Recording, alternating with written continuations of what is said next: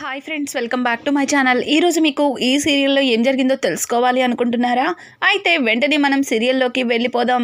ఇక మురళి అయితే విక్కీ దొరికాడని రౌడీలు చెప్పడంతో విక్కీతో ఇక నాకు ఏ పని లేదు, వాణ్ణి పైకి పంపించండి, త్వరగా ఆ గుడ్ న్యూస్ నాకు చెప్పండి అని చెప్పి ఇంకా మురళి అయితే రౌడీలతో చెప్పి ఫోన్ అయితే కట్ చేస్తాడు. ఇంతలో దివ్య విక్కీ మురళి దగ్గరికి వచ్చి, బావా ఏమైంది, ఇంకా దొరకలేదంట అని అడగడంతో, దొరికారు, కానీ విక్కీ మాత్రమే దొరికాడు, పద్మావతి దొరకలేదు, అదే నా టెన్షన్ అని చెప్పి మురళి అంటుంటే, ఏంటి బావా ఇంత చిన్న విషయానికి అంత టెన్షన్ పడుతున్నావు, విక్కీ దొరికాడు కదా, ఇక పద్మావతి ఏం చేస్తుంది అని అంటుంటే, ఏం మాట్లాడుతున్నావు దివ్య, నీకు ఆ పద్మావతి గురించి నిజం తెలీదు, అది ఒక్కతి చాలు నన్ను నాశనం చేయడానికి, దాన్ని కూడా ఎలా అయినా సరే పట్టుకుని చంపేసేయాలి అని చెప్పి ఇక మురళి అయితే దివ్యతో చెప్తాడు. ఇక్కడ రౌడీలు ఇక విక్కీని తను ఇంతకుముందు ఎక్కడైతే కిడ్నాప్ చేశారో అదే ప్లేస్కి అయితే తీసుకొచ్చి కుర్చీలో కట్టేస్తుంటారు. విక్కీ, ఏంట్రా మళ్ళీ నన్ను ఇక్కడ కట్టి పడేస్తున్నారు, నన్ను చంపటానికి మీకు ధైర్యం సరిపోవట్లేదా, మీ బాస్ వచ్చి చంపుతా అన్నాడా, రానివ్వు, వాణ్ణి మిమ్మల్ని ఇద్దరిని కలిపి నేనే చంపేస్తాను అని చెప్పి ఇక విక్కీ అయితే రౌడీతో మాట్లాడుతుంటే, రౌడీ రేయ్ నోరు మూసుకొని ఉండమని చెప్పాను కదా, ఎందుకు ఓ వాగుతున్నావు, అంతేలే ఆరిపోయే దీపానికి వెలుగెక్కువ అన్నట్టు ఇప్పుడు ఇంకాసేపట్లో ప్రాణాలు వదిలేస్తావు కదా, అందుకే అలా ఎగిరెగిరి పడుతున్నావు అని చెప్పి ఇక రౌడీ అయితే విక్కీని అంటుంటాడు. ఇక విక్కీని వెతుక్కుంటూ వచ్చిన పద్మావతికి విక్కీ చేతికి కట్టిన తాయెత్తు కనిపిస్తుంది. అది చూసి ఇది ఆయనదే, అంటే ఆయన ఎక్కడ ఉండారు అని చెప్పి పద్మావతి ఆ తాయెత్తుని తీసుకుని అది విక్కీ చేతికి కట్టేటప్పుడు జరిగిన సంఘటనని గుర్తు చేసుకొని, సారు వచ్చేస్తుండా సారు, మిమ్మల్ని కాపాడుకుంటాను, మీకు అవసరమైతే నా ప్రాణాలను అడ్డం వేసి మీ ప్రాణాలను నేను రక్షించుకుంటాను అని చెప్పి ఇక పద్మావతి అనుకుంటూ అటు ఇటు చూస్తుండగా ఎదురుగుండా ఒక పెద్ద ఆయన కనిపిస్తాడు. ఆయన దగ్గరికి వెళ్ళి, పెద్ద ఆయన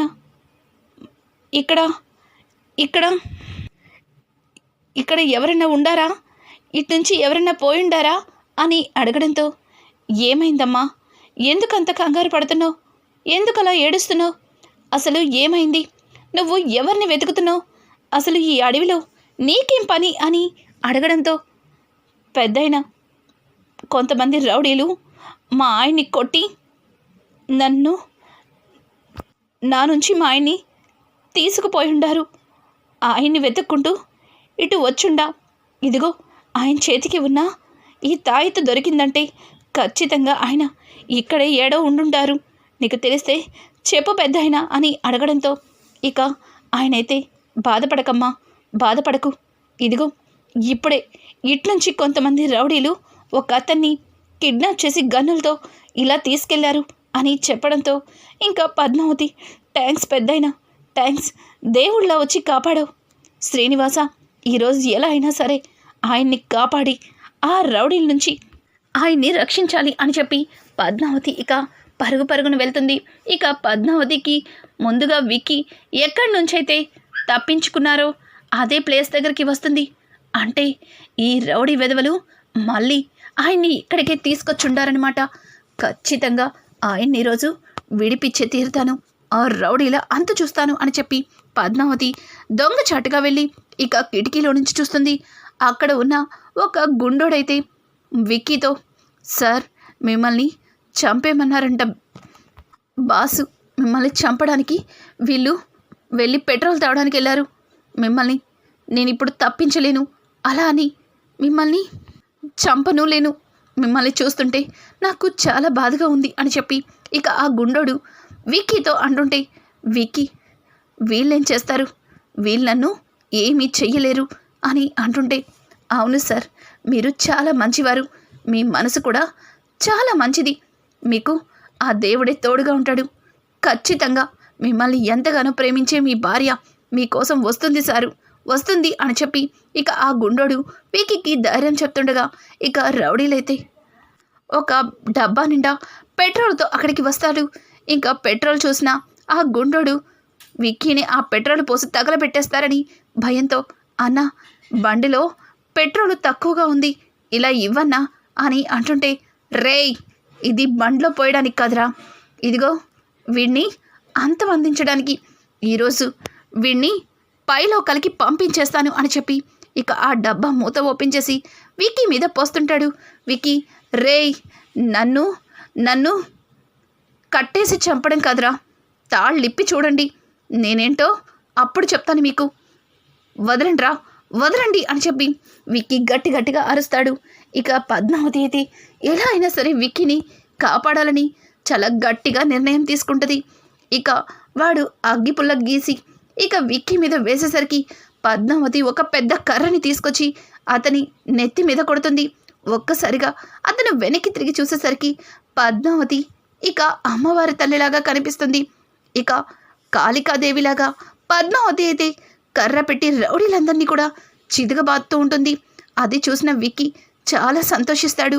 ఇక విక్కీ ఆనందానికి అవతలు ఉండవు. పద్మావతి వాళ్ళందరినీ చితకబాది విక్కీ తాళ్ళని ఇప్పేస్తుంది. విక్కీ, పద్మావతి, నాకు తెలుసు పద్మావతి, నా ప్రేమ ఎప్పటికీ కూడా నాకు దూరం అవ్వదని, నువ్వు నా కోసం వస్తావని నాకు తెలుసు పద్మావతి, కానీ ఎందుకు ఇంత ధైర్యం చేశావు?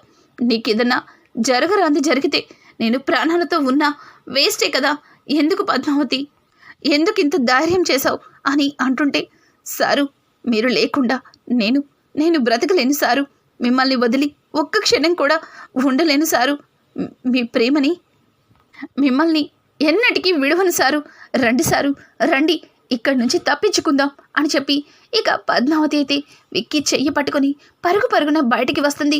ఇంతలో బయట ఉన్న గుండోడైతే వాళ్ళకి కార్ కేసు ఇచ్చి, సార్ ఇదిగోండి సార్, ఈ కార్ కేసు తీసుకొని ఇక్కడి నుంచి పారిపోండి, వాళ్ళని నేను చూసుకుంటాను అని అంటుంటే ఇక పద్మావతి అయితే థ్యాంక్స్ అని చెప్పి అతనికి థ్యాంక్స్ చెప్పి విక్కీని అలాగే పద్మావతిని ఇద్దరిని కూడా అక్కడి నుంచి తప్పించేస్తాడు. ఇక రౌడీలు లోపల నుంచి దెబ్బలతో బయటికి వచ్చేసరికి పద్మావతి విక్కీ ఆ కార్ జీప్ వేసుకుని అక్కడి నుంచి వెళ్ళిపోతారు. రేయ్ వాళ్ళు తప్పించుకున్నారా, పట్టుకోండి అని అంటుంటే ఇక గుండోడు, ఇంకెక్కడ పట్టుకునేది, వాళ్ళ పాటికి సిటీ కూడా దాటేస్తుంటారు, ఇక వాళ్ళు మనకి దొరకరు అని చెప్పి ఇక గుండోడు మాట్లాడుతుంటే వెంటనే ఆ రౌడీ మురళికి ఫోన్ చేస్తాడు. సార్ వాళ్ళిద్దరూ తప్పించుకున్నారు సార్, దొరికినట్టే దొరికి చేజారిపోయారు సార్, ఇక మా వల్ల కాదు, వాళ్ళు ఇప్పటికే 2 సార్లు తప్పించుకున్నారు, ఇక వెతికిన ప్రయోజనం లేదు అన్నట్టుగా ఇక రౌడీ అయితే ఫోన్ కట్ చేస్తాడు. మురళి ఆ మాటలు విని ఇక టెన్షన్ పడిపోతాడు. ఇప్పుడు విక్కీ పద్మావతి నేరుగా ఇక్కడికే వస్తారు, జరిగిందంతా ఇంట్లో అందరికీ చెప్తారు.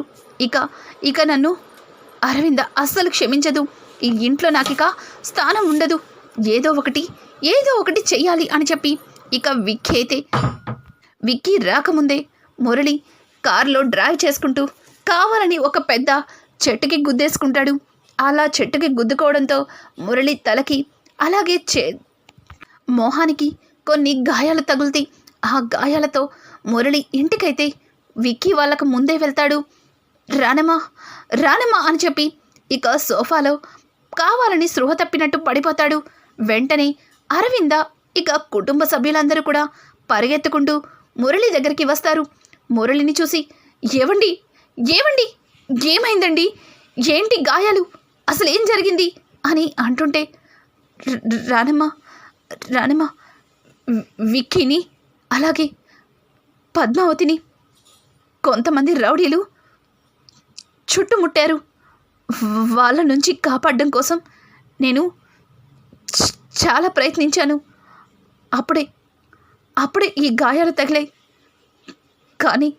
కానీ అక్కడ విక్కీ పద్మావతి నన్ను అపార్థం చేసుకున్నారు, వాళ్ళ నుంచి వీళ్ళిద్దరినీ కాపాడాలి అనుకుంటే వాళ్ళని నేనే అరేంజ్ చేశానేమో, వాళ్ళకి నేనే ఆపదని కలిగించానేమో అని విక్కీ అలాగే పద్మావతి నా మీద పొరపాటు పడ్డారు, వాళ్ళ కోసం నేను ఇంత కష్టపడితే విక్కీ నా మీదే అనుమానించాడు, నన్నే అనుమానించాడు అని చెప్పి ఇక మురళి అయితే కావాలని అరవిందకి కళ్ళబొల్లి మాటలు చెప్తూ స్పృహ తప్పి పడిపోయినట్టు యాక్ట్ చేస్తాడు. ఇక వెంటనే విక్కీ వాళ్ళ నాన్నమ్మ, అమ్మ అరవింద, అల్లుడు గారికి ఫస్ట్ ఎయిడ్ బాక్స్ తీసుకొచ్చి త్వరగా అదంతా క్లీన్ చేసి ఆయింట్మెంట్ పెట్టమ్మా అని చెప్పడంతో ఇక గబగబా ఫస్ట్ ఎయిడ్ బాక్స్ తీసుకొచ్చి అరవింద ఆ దెబ్బలన్నింటికీ కూడా మందును రాసి కట్టుకడుతుంది. ఏవండి, మీరింతలాగా వాళ్ళ కోసం కష్టపడితే మిమ్మల్ని వాళ్ళు అనుమానిస్తారా? విక్కీకి నేను చెప్తాను, మీరేం కంగారు పడకండి అని చెప్పి ఇక అరవింద అయితే మురళికి చెప్తుంది. లేదు రానమ్మా, లేదు, నేను తప్పు చేశానేమో, నేను అక్కడికి వెళ్లకుండా ఉండాల్సింది. అక్కడికి వెళ్ళడం వల్ల గాయాలు తగిలే. చివరికి విక్కీ పద్మావతి కూడా నా మీద లేనిపోని అనుమానాన్ని కలిగేలా చేసుకున్నాను అని చెప్పి ఇక మురళి తెగ ఓవర్ చేసేస్తూ ఉంటాడు. ఇంతలో దివ్య మురళిని చూస్తూ, ఏమైంది బావా, ఏంటిదంతా, అసలు ఏంటిలా చెప్తున్నావు అని చెప్పి అడుగుతూ ఉంటే ఇక మురళి చిన్నగా దివ్యతో, అవును, వాళ్ళిద్దరూ తప్పించుకున్నారు. ఇప్పుడు ఇంటికి వచ్చి జరిగిందంతా చెప్తే నేను ఈ ఇంట్లో ఒక్క క్షణం కూడా ఉండనివ్వదు. అరవింద నిర్దాక్షిణ్యంగా బయటకి గెంటేస్తుంది. మరి అరవిందకి ఏదో ఒకటి చెప్పకపోతే ఈ ఇంట్లో నాకు స్థానం ఉండదు. అందుకే కావాలని అని చెప్పి ఇక తనకి తానే సొంతంగా యాక్సిడెంట్ చేసుకున్న సంగతి మురళి ఇక అందరికీ చెప్తాడు. అది ఇలా ఉండగా అనుకోకుండా పద్మావతి, విక్కీ ఇక గుమ్మం దగ్గర నుంచుంటారు. ఒక్కసారిగా అరవింద వాళ్ళిద్దరిని చూసి షాక్ అయిపోతుంది. ఇంకా అలాగే అను, ఆర్య, కుటుంబ సభ్యులందరూ కూడా పద్మావతి, విక్కీని చూసి చాలా సంతోషిస్తారు. ఇక పార్వతి అయితే, అమ్మి పద్మావతి, నువ్వు బాగానే ఉండావా? ఎక్కడికి వెళ్ళావే? అసలు ఏమైపోయావు? నువ్వు కనిపించక ఏమైపోయావో తెలియక ఎంత కంగారు పడుతుందో ఈ తల్లి తెలుసా? ఎక్కడికి వెళ్ళావమ్మి అని చెప్పి ఇక అల్లుడు గారు, మీరేంటి గాయాలు? అసలు ఏం జరిగింది? అమ్మి పద్మావతి, చెప్పమ్మి అని చెప్పి అడుగుతూ ఉంటే ఇక పద్మావతి అయితే, కొంతమంది రౌడీలు ఆస్తి కోసం, అదే డబ్బు కోసం ఆయన్ని కిడ్నాప్ చేసుండారు. అది తెలిసేలోగా నేను కూడా వాళ్ళ కంట పడిపోయి ఉండాను. అలా ఇద్దరం తప్పించుకొని వచ్చేసరికి ఇదిగో ఇలా జరిగింది అని చెప్పి జరిగిందంతా ఇక పద్మావతి చెప్తుంది. కానీ పద్మావతి చెప్పేదానిలో ఎక్కడా కూడా మురళి పేరు రానివ్వదు. ఇక పక్కనే ఉన్న విక్కీ అయితే మురళి చేసిన మోసాన్ని ఎలా అయినా సరే అందరి ముందు తెలిసేలా చెయ్యాలి అని చెప్పి ముందడుగు వెయ్యబోతుంటే పద్మావతి విక్కీ చేయి పట్టుకుని, సారు, ఆవేశపడకండి, ఇప్పుడు ఏమి చెప్పినా సరే మీ అక్క నమ్మే స్థితిలో లేరు. ఒక్కసారి అటు చూడండి, వాడు ఆల్రెడీ ఇక్కడ చాలా పెద్ద కట్టుకదే అల్లేశాడు. వాడు జిత్తుల మారినక్క అవకాశాన్ని బట్టించి అలా కథని కట్టుకథలా అల్లుతాడు అని చెప్పి ఇక పద్మావతి అయితే విక్కీని చెయ్యి పట్టుకుని ఆపుతుంది. ఇక మురళి అయితే, ఇప్పుడు తప్పించుకున్నంత మాత్రాన మీరిద్దరూ బతికిపోయారని తెగ సంబరపడిపోతున్నారేమో, కానీ మీ ఇద్దరికి నా చేతిలోనే చావు ముహూర్తం పెట్టాను. త్వరలోనే ఇద్దరు ఒకేసారి పైలోకలకి పంపిస్తా. అక్కడుండండి, ఒకరిని విడిచి ఒకరు ఉండలేక అక్కడ ఒకరంటే ఒకరు ప్రేమగా సంతోషంగా కలిసి ఉండండి అన్నట్టుగా ఇక మురళి అయితే వాళ్ళిద్దరిని చాలా కోపంగా చూస్తాడు. ఇక విక్కీ పద్మావతిలిద్దరిని అరవింద దిష్టి తీసి లోపలికి తీసుకొస్తుంది. అలాగే పద్మావతి చేతికున్న గాయాలకి మందు రాస్తూ విక్కీ, నీకు బాగానే ఉంది కదా అక్క? నేను బాగానే ఉన్నానక్క. నన్ను ప్రాణాలతో కాపాడింది పద్మావతినే అక్క. పద్మావతినే కానీ లేకపోతే ఈరోజు నేను ప్రాణాలతో బ్రతికుండేవాడిని కాదు అని చెప్పి విక్కీ మాట్లాడుతూ ఉంటే ఇక పక్కనే ఉన్న ఆర్య అయితే, మీ ఇద్దరిది జన్మల బంధం, ఒకరంటే ఒకరికి ఎంత ప్రేమో ఇక్కడే అర్థమవుతుందిగా. ఒకరు ఆపదలో ఉంటే ఇంకొకరు ఆ ఆపదని తెలుసుకొని కాపాడడానికి వచ్చారు. అసలు విక్కీ ప్రమాదంలో ఉన్నాడని, విక్కీ ఇక్కడే ఉన్నాడని పద్మావతి మనసుకి ఖచ్చితంగా తను నిన్ను ప్రేమించిన గొప్పతనం వల్లే తెలిసింది అని చెప్పి ఇక ఆర్య అయితే పద్మావతిని పొగిడేస్తుంటాడు. ఇలా పద్మావతి విక్కీలిద్దరు కూడా ఇంటికైతే చేరుకుంటారు. ఇక విక్కీ చేతిలో మురళి పతనం ఎలా మొదలవుతుందో అలాగే ఎలా అంతమవుతుందో రానున్న ఎపిసోడ్స్ మరింత ఇంట్రెస్టింగ్గా మారిపోతాయి.